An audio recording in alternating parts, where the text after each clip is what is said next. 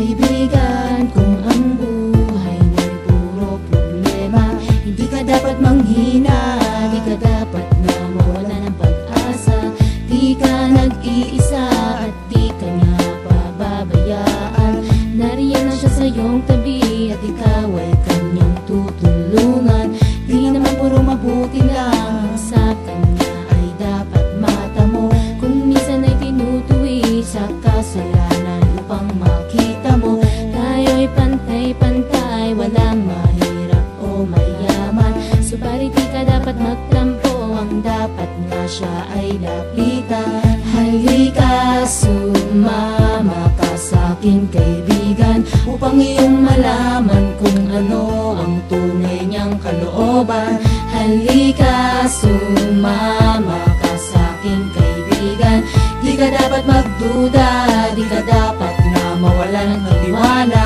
Kung minsan ay di na makangiti at madalas laging pumapatak ang luha sa mga mata, maniwala kapag ika'y kanyang anak. Minsan ay para bang gusto ko nang mamatay dahil sa mga problema na ayaw humiwalay. Pero aking nilagay aking sarili sa iba at aking nalaman na ako'y hindi nag-iisa. Madalas na pumatak ang aking mga luha dahil sa mga kabiguan na lagi nakukuha. Ngunit hindi lang naman ako ang nakaranas ng pait. Marami dyang iba na buhay na ang naging kapalit ng mga pagsisikap, ngunit sila'y nabigo pa rin. Tanong ko sa sarili, ba sila'y nakatayo pa rin? Naging matibay, sila ay hindi nagpakarupok. Gano'ng mga karami ang dinanas na pagsubok. Sila ay naniwala, nagtiwala sa magagawa ng makapangyarihang may kapalan siyang dakila sa lahat. Sa kanya nagbuhat ang bawat nasa iyong paligid, sa kanya ay lumapit, manalig ka kapatid. Halika, sumama ka sa'kin kaibigan, upang iyong malaman kung ano ang tunay niyang kalooban.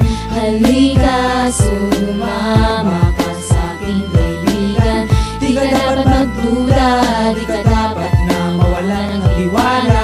Kung minsan ay di na makangiti at madalas laging pumapatak ang luha sa mga mata, maniwala kapag ika'y kanyang anak. May problema ang dumapo sa aking buhay, ngunit kahit kailan hindi niya ako nakalimutan tulungan. Kaya halika sa aking kaibigan, patnubayan ka nawa ng ating Diyos na may kapal. Manalig ka sa kanya, tayo ay magtiwala na mabawasan ang kasalanang nagawa. Pagtuunan ng pansin ang kabutihan niya kaibigan, dahil tanging siya lang ang Panginoong malalapitan. Marami mang pagsubok na sa'yo ay dumaan, kapatid wag ka susuko at patuloy kang lumaban sa iyong mga problema. Meron kang karamay, laging nasa iyong tabi at sa iyo'y gumagabay. Wag mo sanang iisipin na ika'y nag-iisa, di ka dapat na sumuko kapatid, pero pag-asa di kanya mababayaan at ikaw ay dadamayan sa lakat ng paghihirap na iyong nararanasan. Kahit anong mali, handa kanyang patawarin ng dahil sa panalangin. Tayo'y kanya diringgin at hindi niya hahayaan na tayo ay maligaw. Sa landas na pinili natin, siya pa rin ang ating ilaw at magsisilbing hagdanan tungo sa itaas. Sa kanyang kahariang pagdating ng ating wakas, tayo'y maliligtas kung yapak niya'y ating sundan, dahil siya ang makapangyarihan sa buong sanlibutan kaibigan.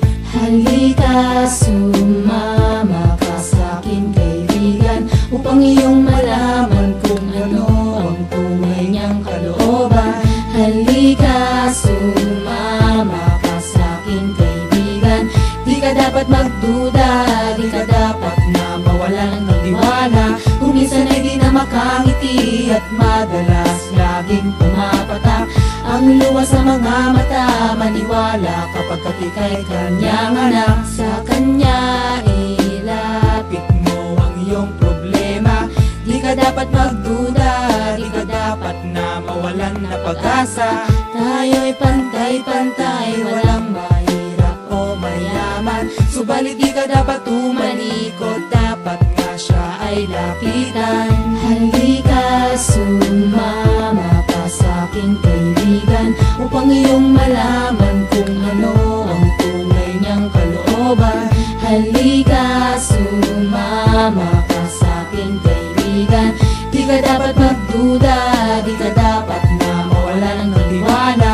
Kung minsan ay di na makangiti at madalas laging pumapatak ang luha sa mga mata, maniwala kapag ika'y kanyang anak. Kaibigan, kung ang buhay mo'y puro problema, hindi ka dapat manghina, di ka dapat na mawala ng pag-asa. pag-asa.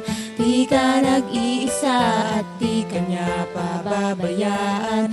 Nariyan lang siya sa iyong tabi at ikaw ay kanyang tutulungan.